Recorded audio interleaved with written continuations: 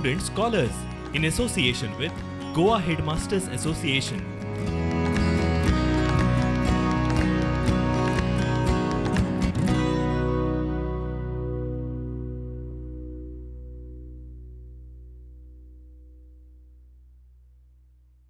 नमस्कार, कैसे हैं आप सब? आशा करती हूँ ठीक होंगे। ठीक है? हाँ, आप सबके लिए आज मैं कुछ चीज़ें लाई हूँ जिनसे आजकल आप बहुत ही परिचित है। मुझे अलग से आपको दिखाने की ज़रूरत नहीं है, बताने की ज़रूरत नहीं है। हाँ, ये चीज़ें कह सकते हैं हम लोग कि आजकल हमारे जीवन का एक अंश या फिर भाग बहुत ज़रूरी बन गई है, जिनके बिना हमारा जीवन ऐसा लग रहा है कि अब चलना या निकलना कठिन होगा। ठीक है? बता सकते हैं यह क्या है? हाँ, एकदम सही। ठीक है, तो यह क्या है? हैंड वॉश, यानी जिसे हम क्या कहते हैं? हाथ में लगाने वाला साबुन। हाँ, जिससे हम क्या करेंगे? क्या करने वाले हैं? हाँ, हाथ साफ करते हैं। ठीक है, और बार बार हाथ साफ करना बहुत ही आवश्यक है, जो कि हम अच्छी तरह से आजकल जानते हैं। दूसरा है हमारे पास, हाँ एकदम सही, क्या है यह? सैनिटाइज़र है। हाँ, तो इसका भी हम उसी प्रकार से हाथ साफ करने के लिए इस्तेमाल करते हैं। और जितना हो सके हमें क्या करना है?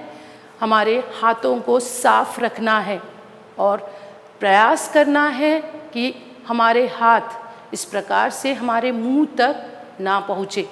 हाँ, और उसके लिए हमें क्या करना है? इसका इस्तेमाल करना है। और यह क्या है? यह है, हाँ एकदम सही, यह क्या, इसे क्या कहते हैं हम लोग? मास्क। तो ये तीन चीज़ें खास करके आजकल हमारे जीवन का एक महत्वपूर्ण भाग बन चुकी है, जिन्हें हमें क्या करना है? अपने साथ ही रखना है।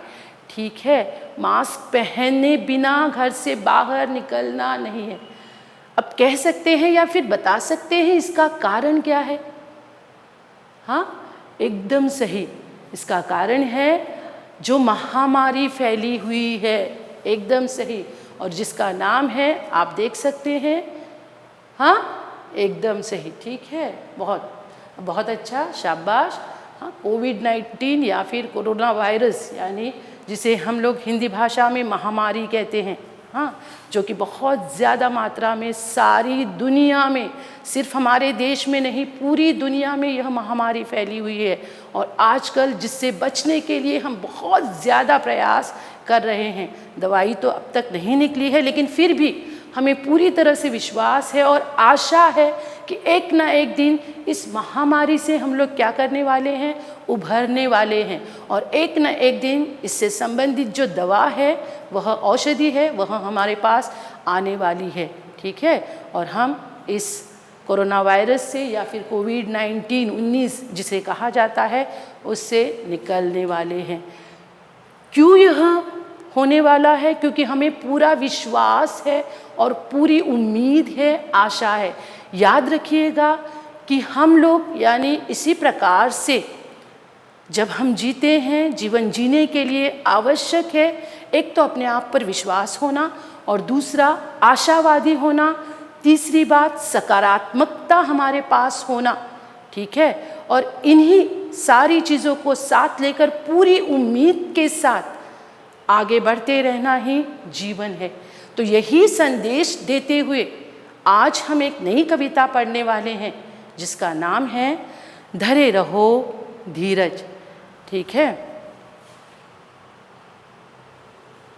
हमारी कविता का नाम है धरे रहो धीरज, जिसके कवि है रविंद्रनाथ ठाकुर जी। रविंद्रनाथ ठाकुर, थोड़ा सा नाम का अगर स्पष्टीकरण देना चाहूँगी तो ठाकुर शब्द से अब तक आप अवगत नहीं थे। ठीक है? आप इन्हें रविंद्रनाथ टैगोर के नाम से जानते हैं। ठीक है? लेकिन उनका असली नाम रविंद्रनाथ ठाकुर है, जो कि ठाकुर घराने के थे, और असल में इनका नाम रविंद्रनाथ ठाकुर है। ठीक है? अब उनसे संबंधित थोड़ी सी क्योंकि इनके द्वारा ही रचित यह कविता हम लोग पढ़ रहे हैं, तो कविता पढ़ने से पहले आवश्यक है कि रचनाकार का परिचय जान लेना। तो कलकत्ता में सन 1869 को जन्म हुआ और जिनकी मृत्यु 1941 को हुई। उनका परिवार ठाकुर घराना था, बहुत ही संपन्न परिवार में जन्मे। बांग्ला भाषा के एक श्रेष्ठतम रचनाकार इन्हें कहा जाता है, जिन्होंने कई सारे नाटक, उपन्यास, उन्हें चित्रकार भी कहा जाता है तथा दार्शनिक भी कहा जाता है। इन्होंने 1000 से भी ज़्यादा कविताएं लिखी हैं, 8 उपन्यास इनके बहुत ही प्रचलित हैं। उसी प्रकार से इनके कई सारे कहानी संग्रह भी हैं। रविंद्रनाथ ठाकुर जी से संबंधित अगर अधिक जानकारी लेना चाहेंगे तो यह ऐसे व्यक्ति है जिन्होंने पहली बार भारत को अपनी एक अलग सी पहचान दी और पूरे एशिया में वे पहले व्यक्ति रहे जिन्होंने नोबेल पुरस्कार प्राप्त किया। और उन्हें यह नोबेल पुरस्कार अपने गीतांजलि काव्य संग्रह के लिए मिला, जो कि ज़्यादा से ज़्यादा भाषाओं में अनुदित है। यह जो गीतांजलि कविता संग्रह है उनका मूलतः बांग्ला भाषा में लिखित है, जिसे सारी भाषाओं में देश विदेशी सारी भाषाओं में अनुदित किया गया है। प्रकृति से इन्हें गहरा लगाव था, जिसका उदाहरण हम देख सकते हैं उनकी शैक्षिक और सांस्कृतिक संस्था, जो कि आज संपूर्ण भारत देश में ही नहीं पूरे विश्व में प्रचलित है, जिसका नाम है शांति निकेतन। संगीत से इन्हें विशेष लगाव था और इसीलिए शायद इन्होंने 2000 से भी ज़्यादा गीत लिखे, गीतों की रचना की। उनके मुख्यतः 2 गीत जो कि बहुत ही प्रसिद्ध रहे हैं और प्रचलित रहे हैं, जिन्हें 2 राष्ट्रों का राष्ट्रगीत होने का सम्मान प्राप्त हुआ, और वह है पहला जो गीत है उनका बांग्लादेश का राष्ट्रगीत बना अमार सोनार बांग्ला, और दूसरा हमारे अपने भारत देश का राष्ट्रगीत जो आप अच्छी तरह से जानते हैं, ठीक है, हाँ एकदम सही, जन गण मन। यह किसने लिखा है? हमारे अपने रविंद्रनाथ टैगोर जी ने, ठीक है। तो यह रहा संक्षिप्त में। वैसे तो उनके संबंधित जानने के लिए हमारे पास बहुत कुछ है, अगर जानने के लिए गए तो, और प्रेरणा लेने वाली बातें भी बहुत कुछ है, लेकिन क्योंकि हमें इस प्रकार से अपनी कविता से संबंधित मुख्यतः बातें आपको जाननी थी, और आवश्यक है, हमेशा याद रखिएगा, जब भी आप कोई कविता, कोई पाठ पढ़ते हैं तो आवश्यक है जो भी रचनाकार है उससे संबंधित जानकारी प्राप्त करना, क्योंकि उसका जो सामाजिक उस प्रकार से माहौल उस वक्त रहा होता है, उसी प्रकार से उसकी रचना में वह सब कुछ क्या कर देता है, लिख देता है और लोगों के सामने प्रस्तुत करता है। और इसीलिए आवश्यक होता है किसी भी रचनाकार से संबंधित अधिक जानकारी प्राप्त करना। तो इस प्रकार से आज जो हम कविता पढ़ने वाले हैं, हमारे रविंद्रनाथ टैगोर जी की ही एक कविता है, धरे रहो धीरज, ठीक है, जो उन्होंने लिखी है और जिससे हम प्रेरणा लेकर यह जानने वाले हैं, यह सीखने वाले हैं कि अगर जीवन में धैर्य बनाए रखा, अपने आप पर पूर्ण विश्वास रहा, तो हम जीवन में किसी भी चुनौती का आसानी से सामना कर सकते हैं, ठीक है।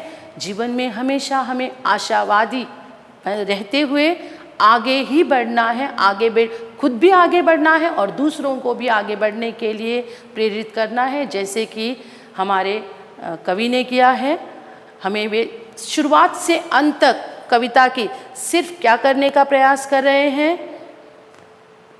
हाँ, एकदम सही कहा आप लोगों ने, सिर्फ प्रेरणा दे रहे हैं और अपने आप पर विश्वास रखने के लिए कह रहे हैं, ठीक है, क्योंकि उन्हें खुद से विश्वास था कि इस प्रकार से हमारी जीत अवश्य रूप से होने वाली है। तो आगे बढ़ने से पहले और कविता को पूर्ण रूप से पढ़ने से पहले एक बार कविता को देख लेते हैं, पढ़ लेते हैं। सबने किताबें निकाल ली है? आशा करती हूँ। और अपनी अपनी किताबों में आपको क्या करना है? ध्यान देना है। एक एक शब्द बारीकी से देखना है और ठीक प्रकार से अपने मन में उसे बिठा लेना है। तो धरे रहो धीरज, रविंद्रनाथ ठाकुर। धरे रहो धीरज, साहस मत छोड़ो, होगी जय निश्चय ही, होगी जय निश्चय ही। फट जाएगा सघन अंधेरा, कहीं कुछ भी न होगा जय भय ही, होगी जय निश्चय ही, होगी जय निश्चय ही। देखो उधर पूरब में आकाश के थाल पर गहन अंधकार को चीर सूरज झलक रहा, हो रहा उसका उदय ही। यह सारे हैं केवल रात के दैत्य, सब भीतर से हैं खोखले, इनसे न डर, आएगा सवेरा ज़रूर, इसमें संशय नहीं, होगी जय निश्चय ही। दौड़ निकल आ घर से, देख बाहर हो रहा प्रकाश, निकलेगा सूरज निश्चय ही, होगी जय निश्चय ही। ठीक है, अभी जैसे थोड़ी देर पहले मैंने आप लोगों से कहा था कि शुरुआत से लेकर अंत तक अगर आप देखेंगे कविता को, तो कवि को शुरू से लेकर अंत तक सिर्फ अपने आप पर विश्वास है कि अंततः हमारी विजय निश्चित है। कवि का अगर कालखंड देखेंगे, उनका जन्म 1861 में और उनकी मृत्यु 1941 में हो चुकी है। यानी जहाँ पर हमारा भारत देश 1947 को आज़ाद हुआ। मैंने थोड़ी देर पहले आपको यह भी कहा था कि रचनाकार का सामाजिक जो कालखंड होता है, यानी जिस प्रकार से उसकी वह सामाजिक व्यवस्था होती है, वह जान लेना आवश्यक होता है। तो कहीं ना कहीं अगर बारीकी से वहाँ पर ध्यान देंगे तो हम देखेंगे कि 1947 से पहले लिखी हुई यह कविता है। यानी 1947 में एक बहुत अच्छी बात हुई थी जो हमारे लिए बहुत ही गौरव वाली बात है, गौरवपूर्ण बात है। बता सकता है कोई? हाँ, एकदम सही कहा आपने। ठीक है, 1947 और तारीख 15 अगस्त 1947, यानी हमारे भारत देश का स्वतंत्रता दिवस। यानी इससे पहले हमारा देश किसके अधीन था? अंग्रेज़ों के अधीन था। यानी हमारे देश पर किसका शासन था? अंग्रेज़ों का शासन था। तो शायद रचनाकार को, यानी हमारे कवि को, कवि रविंद्रनाथ ठाकुर जी को पूर्णतः विश्वास था उस वक्त कि हमारा भारत देश अंग्रेज़ों के चंगुल से क्या होने वाला है? आज़ाद होने वाला है और हमें स्वतंत्रता प्राप्त होने वाली है। और इसीलिए शायद उसी पार्श्वभूमि में लिखी उस वक्त की यह कविता है, जिसके माध्यम से शुरू से लेकर अंत तक कवि यह हमें बताने का प्रयास कर रहे हैं कि हमारी जीत निश्चित है, यानी हम अवश्य विजय प्राप्त करेंगे। यानी एक ना एक दिन भारत देश, शायद उनका वह सपना उसी प्रकार से, क्योंकि 1941 में उनकी मृत्यु हुई, उस प्रकार से वह देख नहीं पाए, जान नहीं पाए। यानी आज़ादी का वह जो माहौल था, वह शायद उसका वह अनुभव नहीं कर पाए, क्योंकि उसके पहले ही उनकी मृत्यु हो चुकी थी। लेकिन फिर भी सारी जनता को अपने साहित्य के माध्यम से उन्होंने जागृत करने का प्रयास किया, उनमें धैर्य, उनमें साहस बनाने का प्रयास किया और पूरे साहस के साथ लोगों को उन्होंने लड़ने की चेतना दी। ठीक है, जो कि बहुत आवश्यक है। कई सारे नेता आप जानते हैं अलग अलग प्रकार से स्वतंत्रता संग्राम में कूद चुके थे।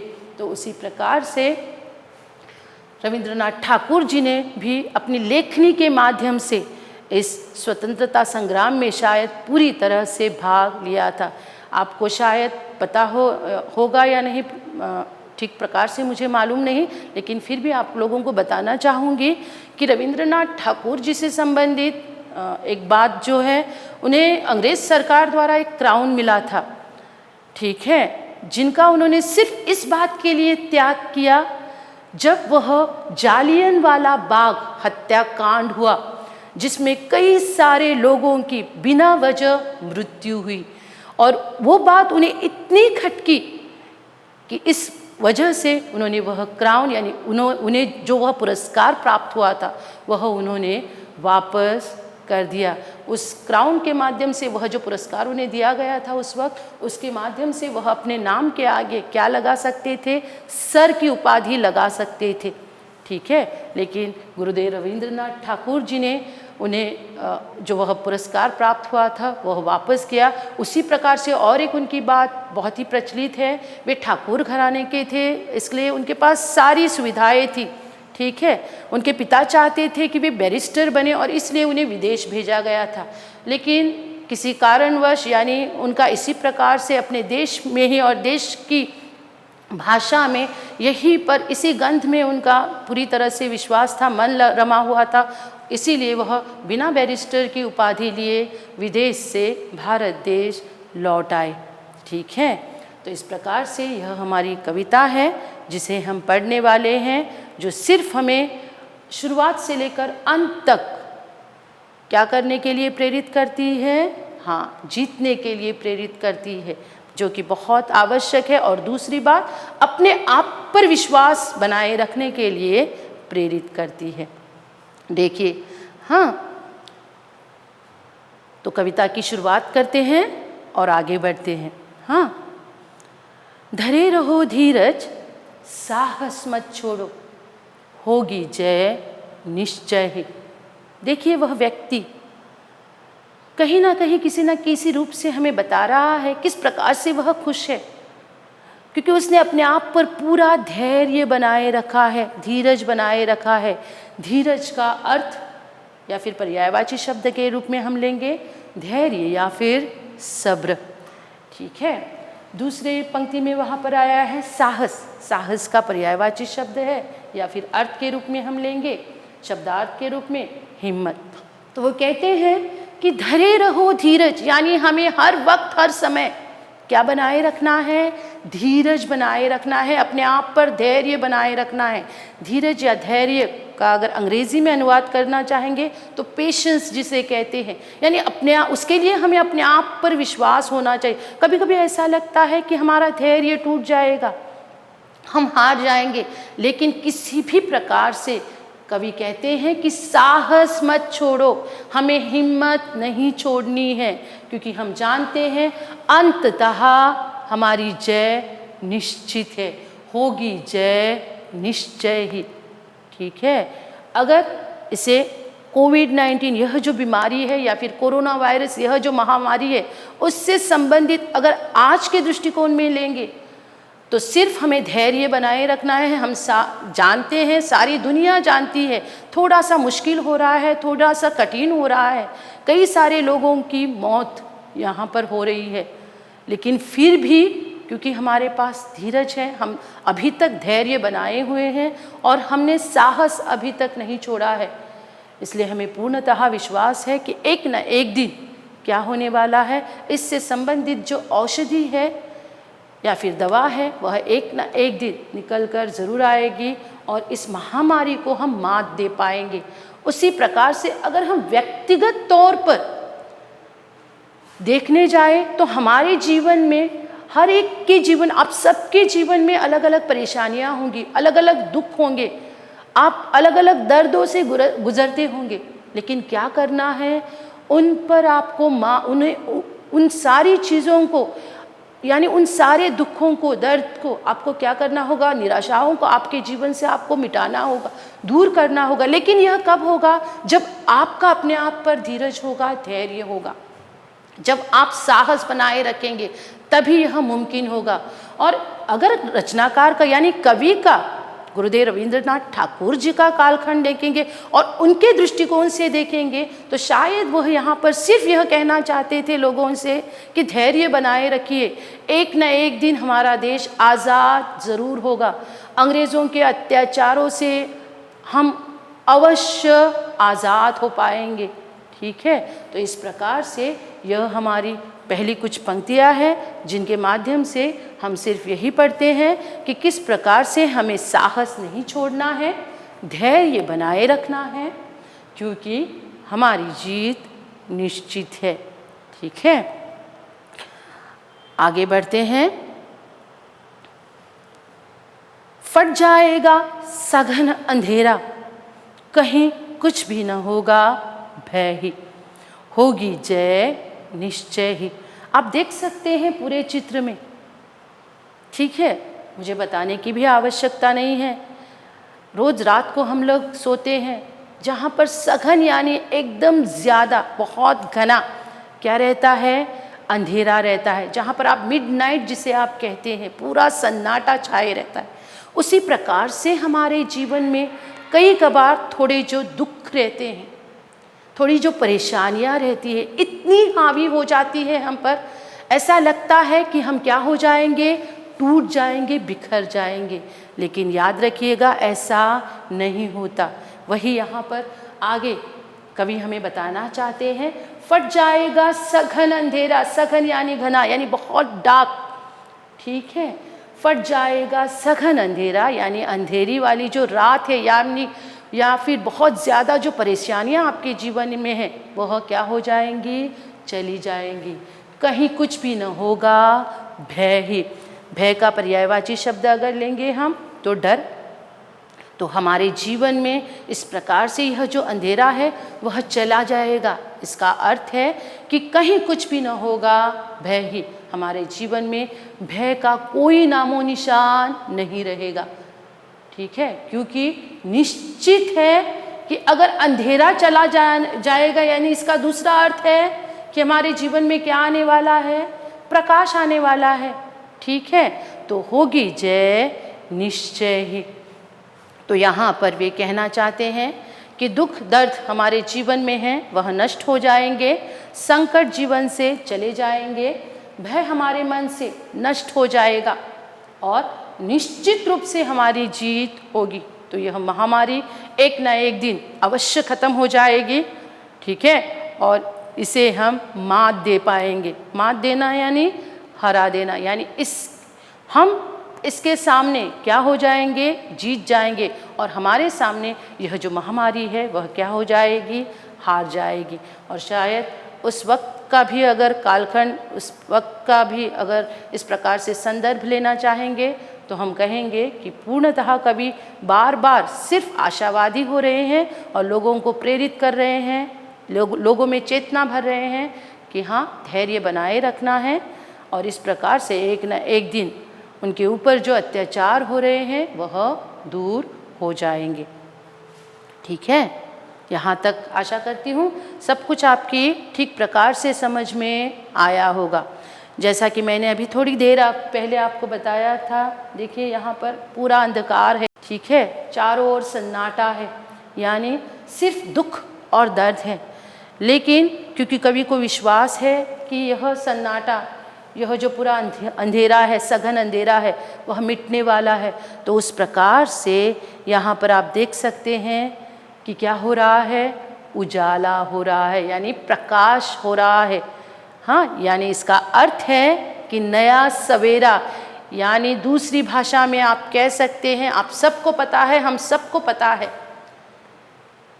कि रात के बाद ही क्या आता है, नया सवेरा आता है। यानी हर दिन एक नया सूरज आता है जो हम में एक नई चेतना, एक नई प्रेरणा भर देता है।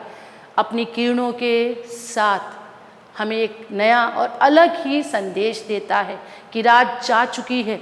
कल जो कुछ भी हुआ था, यानी कल आपके जीवन में जो भी परेशानियां थी, जो भी दुख थे, जो भी निराशा थी, वह क्या हो गई है, समाप्त हो चुकी है। उसे हमें पीछे रखना है और सिर्फ आगे बढ़ना है, ठीक है। तो देखिए, देखो उधर पूरब में आकाश के थाल पर गहन अंधकार को चीर सूरज झलक रहा, हो रहा उसका उदय ही, होगी जय निश्चय ही। तो वो किस दिशा की ओर देखने के लिए कह रहे हैं, पूरब दिशा की ओर, जो कि हमें पता है क्या होता है, हाँ क्या होता है, एकदम सही, पूरब दिशा से ही क्या कौन निकलता है, सूरज निकलता है, ठीक है। अगर सूरज शब्द के लिए पर्यायवाची शब्द देना चाहेंगे तो हाँ, सूर्य, बहुत सुंदर। तो आकाश के थाल पर, तो देखो उधर पूरब दिशा में आकाश के थाल पर। तो आकाश को क्या कहा गया है? थाल कहा गया है। अब थाल यानी बड़ी सी थाली जिसमें हम क्या करते हैं? खाना परोसते हैं या फिर खाना खाते हैं। तो आकाश को भी क्या कहा गया है? थाल कहा गया है, क्योंकि वह चारों ओर फैला हुआ है। तो देखो उधर पूरब में आकाश के थाल पर गहन अंधकार को चीर, गहन यानी बहुत ही गहरा, डार्क, ठीक है, उसको चीर कर यानी उसे हरा कर, उसे फाड़ कर, चीरना यानी फाड़ना, पूरी तरह से निकाल देना, बाहर करना। तो गहन अंधकार को चीर कर सूरज झलक रहा है, यानी सूरज क्या कर रहा है? सारी जो परेशानियां हैं हमारे जीवन में उसे क्या कर रहा है? नष्ट कर रहा है। यहाँ पर सिर्फ सूरज का उदाहरण लिया है, उदाहरण के रूप में सूरज लिया गया है, लेकिन उसी प्रकार से जो दुख हमारे जीवन में है वह जाने वाला है, क्योंकि हमें पता है हमारे जीवन में क्या आने वाला है? सुख। ठीक है, तो दुख और सुख कहते हैं कि एक ही सिक्के के दो अलग अलग पहलू होते हैं और दोनों का हमारे जीवन में होना बहुत ही आवश्यक है, क्योंकि सुख के बाद ही दुख की पहचान होती है और दुख के बाद ही सुख की पहचान होती है, और दोनों का महत्व जानना बहुत ही आवश्यक है। क्योंकि आज शायद हम संपन्न हैं या फिर हमारे पास सारी सुविधाएं हैं, शायद कल ऐसा भी दिन आ सकता है जब हमारे पास कुछ ना हो या फिर हमें कई सारी कठिनाइयों का सामना करना पड़े। तो इस प्रकार से उस वक्त क्या करना है, यह हमें कौन सिखाता है? यह हमें वही दुख सिखाता है जिससे हम क्या करते हैं? हर बार उभरते हैं, निखरते हैं। ठीक है, कहते हैं सोना जितना तपता है उतना ही निखर कर आता है, यानी उसकी चमक उतनी ही ज़्यादा बढ़ती है। समझ रहे हैं? यानी उसी प्रकार से हम भी जितने ज़्यादा दुखों से घिरे रहते हैं उतने ही ज़्यादा अच्छी तरह से जीवन जीने में या फिर जीवन को आगे आने वाली चुनौतियों का सामना करने में साहस और तत्पर बनते हैं, जो कि बहुत आवश्यक है। ठीक है, किसी भी कठिन परिस्थिति का सामना करने के लिए शायद हमें कौन सिखाता है? वही अंधेरा सिखाता है। ठीक है, जो हमारे जीवन में होता है वही अंधेरा, क्योंकि यह अंधेरा बार बार हमें बताता है कि इस अंधेरे के बाद ही हमारे जीवन में क्या आने वाली है, जो परेशानियां हैं वह दूर होने वाली है और कुछ अच्छी बातें हमारे जीवन में घटने वाली है या फिर आने वाली है। यानी उस दुख के बाद ही हमारे जीवन में क्या आने वाला है? सुख आने वाला है। ठीक है, तो गहन अंधकार को चीर सूरज झलक रहा, यानी सूरज आ रहा है नई किरणों के साथ, नई रोशनी के साथ, जो हमें बता रहा है कि हमारे जीवन से जो सारे दुख थे, सारी जो परेशानियां थी, सारे जो दर्द थे वह क्या हो चुके हैं? जा चुके हैं, और हमारे जीवन में अभी सिर्फ क्या आने वाला है? सुख आने वाला है। ठीक है, बहुत सारी अच्छी बातें आने वाली है। हो रहा उसका उदय ही, होगी जय निश्चय ही। उदय आप जानते हैं, सनराइज जिसे हम कहते हैं, तो उसका उदय होना जिस प्रकार से तय है, निश्चित है, उसी प्रकार से हमारी जीत भी निश्चित है।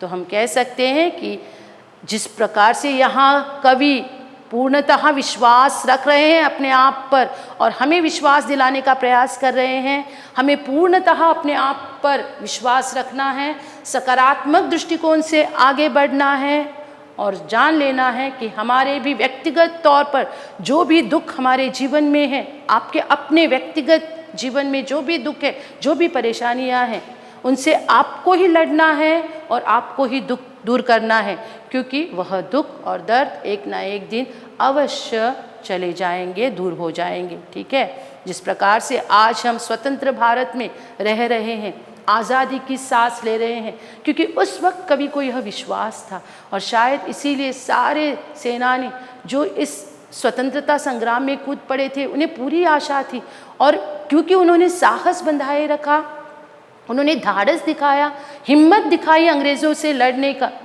इसीलिए आज हम यहाँ पर आज़ाद भारत में सांस ले पा रहे हैं। ठीक है, तो आगे बढ़ते हैं। या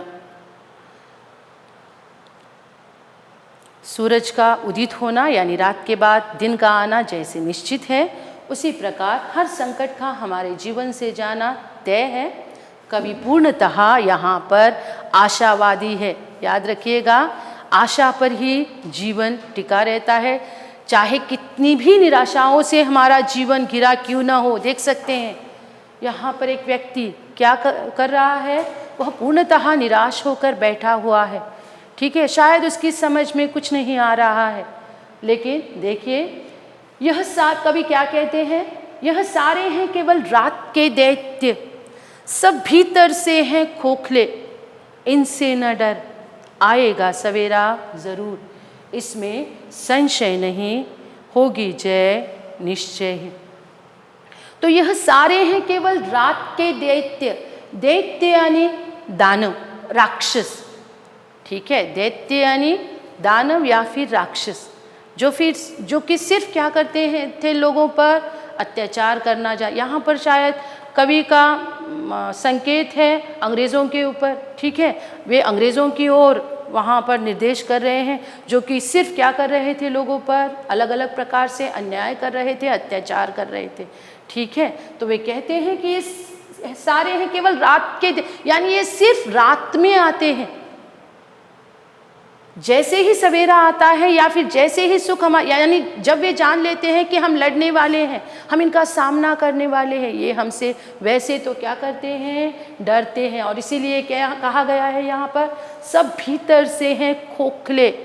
खोखले यानी जो अंदर से कैसे होते हैं, खाली होते हैं, जिसे पोला भी कहा जाता है। यानी कोंकणी में अगर हम देखेंगे तो पॉके जिसे हम कहते हैं। आप बाम्बू तो जानते ही होंगे, बाम्बू बांस। ठीक है, अंदर से वह कैसा होता है, खाली होता है। हाँ, एकदम सही। उसी प्रकार से आपने दूसरा एक पेड़ तो देखा ही होगा, पपीते का पेड़, वह भी उसी प्रकार से होता है, आसानी से टूट जाता है। क्यों? क्योंकि वह अंदर से कैसा रहता है, खाली रहता है। ठीक है, तो खोखले यानी जो अंदर से, भीतर से यानी अंदर से कैसे रहते हैं, खाली। यानी सिर्फ वह क्या करते हैं, बाहर से यह दिखाने का प्रयास करते हैं कि वह कैसे हैं, ताकतवर है, लेकिन असल में ऐसा नहीं होता। एक कहावत भी है कि कुत्ते जो भौंकते हैं वह क्या नहीं करते, काटते नहीं हैं। हाँ, यानी कभी कभार ऐसा होता है कि वह कुत्ता जो ज़्यादा भौंकता है सिर्फ यह दिखाने का प्रयास करता है हमें कि हमें उससे क्या करना है, डरना है। ठीक है, लेकिन नहीं, हमें भी होशियार बनना होगा, हमें भी होशियार बनना है।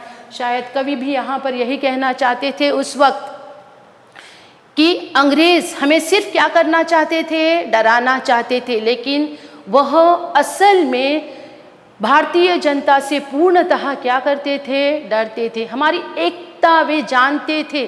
ठीक है, हाँ, वे जानते थे कि किस प्रकार से हम एक होकर, एकत्रित होकर अगर लड़ेंगे तो आसानी से उन्हें हरा पाएंगे।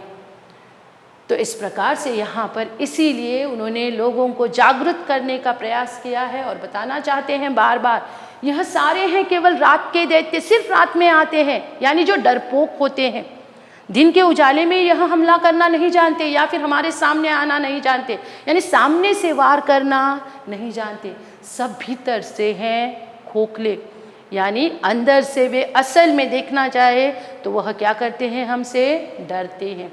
तो इनसे हमें डरना नहीं है, इनसे ना डर, आएगा सवेरा ज़रूर। यानी हमारी जो जीत है वह निश्चित रूप से होने वाली है, यानी आएगा सवेरा ज़रूर, क्योंकि रात के बाद ही क्या आने वाला है, सवेरा आने वाला है। यानी दुखों को जाना ही है हमारे जीवन से, इस महामारी को हमारे जीवन से जाना ही है, पूरी दुनिया से नष्ट होना ही है एक ना एक दिन। याद रखिए, इससे पहले भी कई सारी महामारियां इस प्रकार से आई है इस दुनिया में, और जिन पर हमने समय समय पर क्या किया है, मात दी है। ठीक है, इसमें संशय नहीं, होगी जय निश्चय ही। संशय शब्द का पर्यायवाची शब्द तो आप जानते ही हैं, संदेह होना। ठीक है, तो हमें अपने ऊपर थोड़ा भी संदेह नहीं रखना है, संशय नहीं रखना है, डाउट, संशय यानी डाउट। ठीक है, थोड़ा भी संदेह अपने आप पर नहीं रखना है, पूर्णतः हमें विश्वास करना है, अपने आप पर विश्वास रखना है। जब हम अपने आप पर विश्वास रखेंगे तो याद रखिएगा, हर चुनौती का आसानी से सामना कर पाएंगे हम लोग। इसीलिए अंग्रेजी में भी एक कहावत है और कहा जाता है, yes I can do it. यानी इसी प्रकार से हमें क्या करना है, सोचना है कि मैं कर सकता हूँ, और इस प्रकार से हमें अपने व्यक्तिगत दुखों से दूर जाना है और सुखों को अपने जीवन में आने देना है। तो हमने देखा कि यहाँ पर कवि कहते हैं कि रात के दैत्य यानी संकट और दुख दर्द, जिनका पहाड़ क्षणिक परेशानियाँ जो हमारे जीवन से दूर होने वाली है, किसी भी हालत में संकट से लड़कर जीवन में आगे बढ़ते रहना है, परेशानियों को हराना है। जीने की प्रेरणा, आगे बढ़ने की प्रेरणा, संघर्षों का सामना करने की प्रेरणा यह कविता या फिर पूरी तरह से शुरुआत से लेकर अंत तक कवि हमें दे रहा है। ठीक है, तो सिर्फ हमें सारे संकटों का सामना करते हुए इस प्रकार से आगे बढ़ते रहना है। ठीक है, घर से बाहर निकलना होगा और देखना होगा कि किस प्रकार से यहाँ पर दिया गया है। देख सकते हैं आप अंग्रेजी में, every sunrise is a new beginning. ठीक है, यानी हर नई सूरज की किरण के साथ क्या होता है, नई शुरुआत की जाती है। और इसीलिए अंततः कवि हमसे कह रहे हैं, दौड़ निकला घर से, देख बाहर हो रहा प्रकाश, निकलेगा सूरज निश्चय ही, होगी जय निश्चय ही। क्या करने के लिए कह रहे हैं, दौड़ निकल आ घर से, यानी कहीं ना कहीं कभी हमें कह रहे हैं कि हमें अपने व्यक्तिगत दुखों से बाहर निकलना होगा। हर व्यक्ति तो महत्वपूर्ण है ही, लेकिन फिर भी जो समाज है, हमारे आसपास के जो लोग हैं, उनके भी दुख हमें देखने होंगे, उनकी भी परेशानियां हमें जाननी होगी। इसलिए अपने दुखों से बाहर निकलेंगे तभी वह समाज में फैली परेशानियों को जान पाएंगे, समाज में फैले दुख को, दर्द को जान पाएंगे, उस निराशा को दूर कर पाएंगे। इसलिए वे कह रहे हैं कि दौड़ निकला घर से, देख बाहर हो रहा प्रकाश, यानी घर से बाहर निकलने पर भी ये देखेंगे आप कि किस प्रकार से लोग एकत्रित हो रहे हैं और एक दूसरे का दुख बांट रहे हैं, एक दूसरे की परेशानियां बांट रहे हैं और एक दूसरे को ढाढ़स बंधा रहे हैं। ठीक है, एक दूसरे को प्रेरणा दे रहे हैं। और इस प्रकार से जब हम एक दूसरे के साथ रहते हैं, अपनी परेशानियां बांटते हैं, तो अपने आप से जो भी दुख हमारे जीवन में होते हैं वह चले जाते हैं। ठीक है, मिलजुल कर रहना ही बहुत आवश्यक है। और इसीलिए वे कहते हैं, दौड़ निकल आ घर से, देख बाहर हो रहा प्रकाश, यानी बाहर प्रकाश हो रहा है, यानी सारी परेशानियां जा रही हैं हमारे जीवन से, जो कि हमें पता ही नहीं है। सारे दुख जा रहे हैं, सारी निराशा जा रही है। कहीं ना कहीं वहाँ पर अगर उस कालखंड को देखेंगे तो शायद कवि कह रहे हैं कि हमारी जो आज़ादी है, स्वतंत्रता है, वह बहुत ही नज़दीक है। क्योंकि धीरे धीरे अंग्रेज़ हमसे क्या करने लगी है, डरने लगी है। हमारी ताकत की उन्हें पहचान हो चुकी है, हमसे वह डरने लगे हैं। ठीक है, और वह जानने लगे हैं कि हम जीतने वाले हैं। और इसलिए वे कह रहे हैं, देख बाहर हो रहा प्रकाश, यानी यह महामारी, अगर इस महामारी के संदर्भ में अगर देखेंगे तो जानेंगे अभी कितने महीनों से इस महामारी से हम लड़ रहे। शुरुआत में हमें कितना डर लगता था, हम बाहर निकलने से झिझकते थे, हिचकते थे, लेकिन आज पूरे ढाढ़स के साथ, हिम्मत के साथ क्या करते हैं, काम पर जाते हैं। ठीक है, जो भी ज़रूरी साधन है, जो भी ज़रूरी चीज़ें हैं, जो कि हमारे लिए आवश्यक है, उन्हें लाने का प्रयास करते हैं, क्योंकि चाहिए जीवन जीना ही है, तो इस प्रकार से हमें बाहर निकलना ही पड़ता है। तो आज लोगों को इस महामारी की भी आदत हो गई है। हमने जान लिया है कि किस प्रकार से इससे दूर रहना है। हम जानते हैं बार बार हमें क्या करना है, अपने हाथ धोने हैं, मुंह पर हाथ नहीं लगाने हैं, मास्क पहनकर ही बाहर जाना है, जितना ज़्यादा हो सके सैनिटाइज़र का इस्तेमाल करना है, एक दूसरे से हाथ नहीं मिलाने हैं। ठीक है, सामाजिक दूरी यानी सोशल डिस्टेंसिंग जिसे हम कहते हैं, सामाजिक दूरी बनाए रखनी है। अगर इन सारी चीज़ों का अगर हम ख्याल रखते हैं, ध्यान रखते हैं, तो यह महामारी अवश्य ही एक ना एक दिन अपने आप से हार जाएगी और हमारे जीवन से चली जाएगी। तो उसी प्रकार से जो भी दुख है, दर्द है हमारे जीवन में, वे एक ना एक दिन चले जाएंगे। हाँ, तो निकलेगा सूरज निश्चय ही, यानी जिस प्रकार से सूरज का निकलना निश्चित है, क्योंकि रात के बाद दिन का आना तो निश्चित ही है, ठीक है। रात रुक नहीं सकती, क्योंकि सूरज अपनी पूरी ऊर्जा के साथ निकल ही आता है। और सूरज का निकलना, क्योंकि अगर इस धरती पर जीवन आवश्यक है, जीवन चाहिए, तो सूरज का निकलना तो आवश्यक ही है, ठीक है, ज़रूर होना ही है।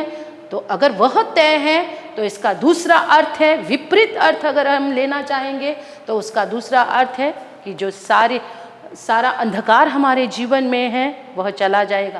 क्योंकि प्रकाश शब्द का विपरीत शब्द अगर हम लेंगे तो वह है अंधेरा। तो अगर अंधेरे को जाना है, उसका दूसरा अर्थ है प्रकाश को आना ही है। तो निकलेगा सूरज निश्चय ही, होगी जय निश्चय ही, ठीक है। तो प्रकाश शब्द का पर्यायवाची शब्द यहाँ पर मैंने लिया है उजाला। तो व्यक्तिगत दुखों से हमें निकलना है, समाज में फैले दुख को जानना है, दूर करने का प्रयास करना है। सूरज उदित हो रहा है, यानी सूरज का उदय हो रहा है, सूरज निकल रहा है नई रोशनी के साथ, नई किरणों के साथ, जो हमें ऊर्जा, एक नई चेतना भर देता है। यानी हम जीत के पास पहुंच चुके हैं, हारना नहीं है, हमारी विजय निश्चित है। और शायद इसीलिए उस समय कवि को पूरा विश्वास था कि हम जीतने ही वाले हैं किसी भी सूरत में। अगर हमें अपने आप पर विश्वास है तो हम हारेंगे नहीं। उस वक्त कवि को यह विश्वास था, और शायद इसीलिए आज हम पूर्णतः स्वतंत्र रूप से इस स्वतंत्र भारत में क्या ले पा रहे हैं, स्वतंत्रता की सांस ले पा रहे हैं, ठीक है। तो इस प्रकार से यह कविता हमने यहाँ पर पूर्णतः देख ली है। कविता का सारांश फिर एक बार जान लेते हैं। तो पूरी कविता में कवि ने बार बार सिर्फ हमें क्या कहा है कि जीवन में हमेशा आगे बढ़ते रहना है। दूसरी बात, वे बार बार कह रहे हैं कि चुनौतियों का सामना करना ही जीवन है। चुनौतियाँ आती ही रहेंगी जीवन में। चुनौतियाँ यानी अलग अलग परेशानियाँ, तो वो तो जीवन में आनी ही है हर एक के किसी भी सूरत में। तो उन चुनौतियों का हमें सिर्फ क्या करना है, सामना करना है। उसी प्रकार से वे बार बार हमें आशावादी बनने की प्रेरणा देते हैं, क्योंकि जब तक हम आशावाद हैं या आशा हमारे पास है, हम निराशा से हमेशा दूर ही रहेंगे। अपने ऊपर संपूर्ण रूप से हमें क्या करना है, विश्वास रखना आवश्यक है। देखिए क्या कर रहा है वह इंसान, बहुत बड़ा पत्थर है ना, यानी बहुत ज़्यादा परेशानियां जीवन में हैं, लेकिन फिर भी वह क्या कर रहा है, हार नहीं मान रहा है। उसे क्या कर रहा है, हाँ, धकेलने का प्रयास कर, जितना हो सके उससे वह उसे क्या करने का प्रयास कर रहा है, आगे बढ़ाने का प्रयास कर रहा है। तो अंततः कवि के दो विचार जो कि बहुत महत्वपूर्ण मुझे तो लगे, मैं आप लोगों से भी यहाँ पर उनसे चर्चा करना चाहूँगी। तो पहला है उनका एक बहुत ही सुंदर विचार, हम यह प्रार्थना न करें कि हमारे ऊपर समस्या न आए, बल्कि यह प्रार्थना करें कि उनका सामना निडरता से करे, जैसे कि वह व्यक्ति कर रहा है। क्या कर रहा है, उसे पता है कि वह जो पत्थर है बहुत बड़ा है, लेकिन फिर भी वह क्या कर रहा है, कोशिश कर रहा है, जो कि बहुत आवश्यक है। क्या आवश्यक है, जीवन में कोशिश करना। उसी प्रकार से दूसरा है, देखिए यहाँ पर, मैं एक आशावादी होने का अपना ही संस्करण बन गया हूँ। यदि मैं एक दरवाजे से जा नहीं पाता, समझ रहे हैं, शायद हमारे घर में सिर्फ एक ही दरवाज़ा हो जिससे जाने का हम प्रयास करें, यानी कभी कभार उससे हम यानी एक परेशानी है या फिर कई सारी परेशानियों से घिरे हैं, एक दरवाजे से जाने का यानी एक रास्ता हम निकाल रहे हैं जिससे हमें बाहर निकलना है। यदि मैं एक दरवाजे से जा नहीं पाता हूँ तो दूसरे से जाऊँगा। यह कब होगा, जब मैं अपने आप पर विश्वास रखूँगा, तब मैं दूसरे से जाऊँगा या एक नया दरवाज़ा बनाऊँगा। अगर पहले से ही बना हुआ दरवाज़ा नहीं है तो क्या करना होगा, एक नया दरवाज़ा हमें बनाना होगा, ठीक है।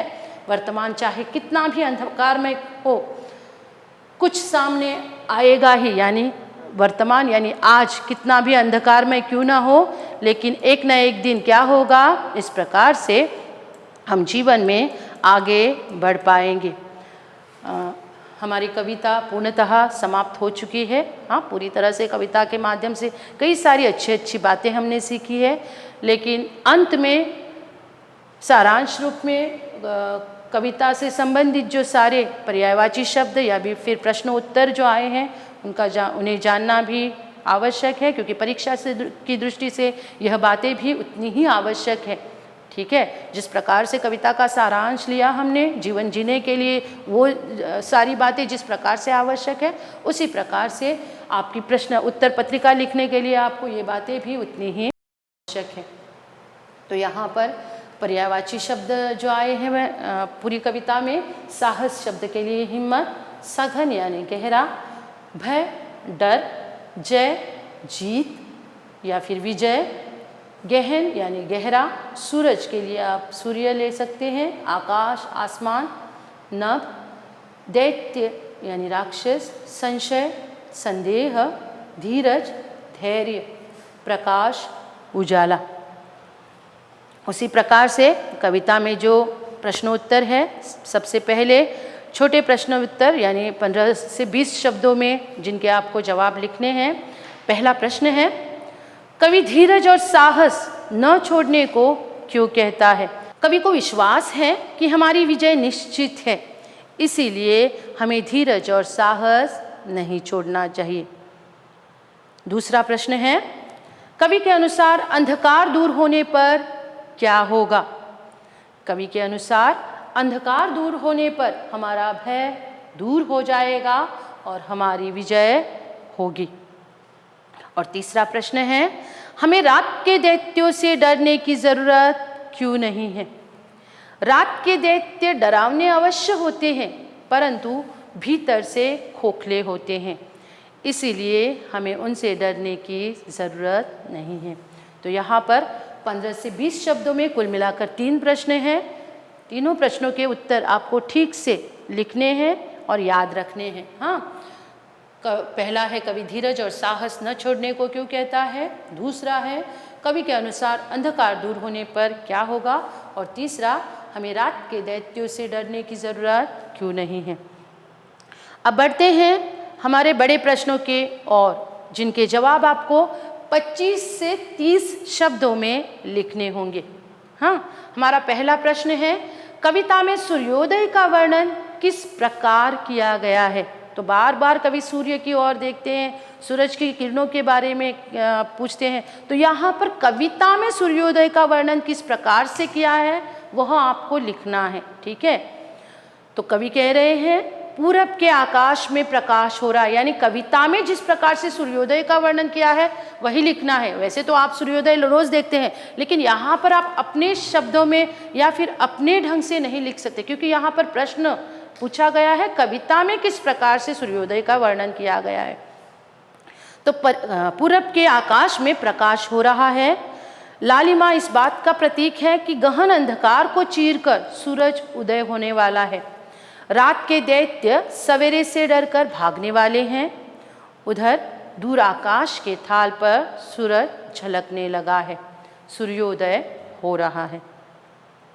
अब दूसरा प्रश्न है, इस कविता में कवि ने क्या विश्वास व्यक्त किया है? ठीक है, तो हमने देखा है बार बार शुरू से अंत तक कवि सिर्फ अपने आप पर विश्वास रखते हैं, और हमें भी कहते हैं कि हमें भी अपने आप पर क्या रखना है? पूर्णतः विश्वास रखना है। कवि को विश्वास है कि रात का अंधेरा जरूर छटेगा, गहन अंधकार को चीरकर सूर्योदय अवश्य होगा। रात के दैत्य सवेरे के प्रकाश से डरकर भाग जाएंगे। हमें धीरज और साहस नहीं छोड़ना है, क्योंकि अंतिम विजय हमारी ही होगी। तो इस प्रकार से इस कविता में सिर्फ 2 प्रश्न हैं, जो 2 प्रश्न यानी बड़े 2 प्रश्न हैं, जिनके जवाब आपको 25 से 30 शब्दों में लिखने हैं। पहला प्रश्न है, कविता में सूर्योदय का वर्णन किस प्रकार से किया गया है? और दूसरा प्रश्न है, इस कविता में कवि ने क्या विश्वास व्यक्त किया है? तो दोनों प्रश्नों के उत्तर अच्छी तरह से पाठ कीजिएगा और अपने उत्तर पत्रिका में लिख लीजिएगा। तो यह रही हमारी आज की यह कविता धरे रहो धीरज, जिसे आपको अच्छी तरह से पढ़ना है। रचनाकार को नहीं भूलना है, हमारे कवि को, गुरुदेव रविंद्रनाथ ठाकुर जी को, जिनकी यह कविता है, जो खुद भी आशावादी थे और हमें भी आशावादी ही बना रहे हैं और हमें अपने आप पर विश्वास रखने की पूर्णतः विश्वास दे रहे हैं, प्रेरणा दे रहे हैं। और इसी विश्वास के साथ कि आपने भी यह कविता अच्छी तरह से पढ़ ली होगी और आप भी पूरी तरह से अपना जो जीवन है पूर्ण विश्वास के साथ आगे बढ़ते रहेंगे और जीते रहेंगे। हर चुनौतियों का आप पूर्णतः पूरे मन से और विश्वास से सामना करेंगे। इसी आशा के साथ मैं यह अपनी कविता समाप्त कर रही हूँ। धन्यवाद। ठीक है।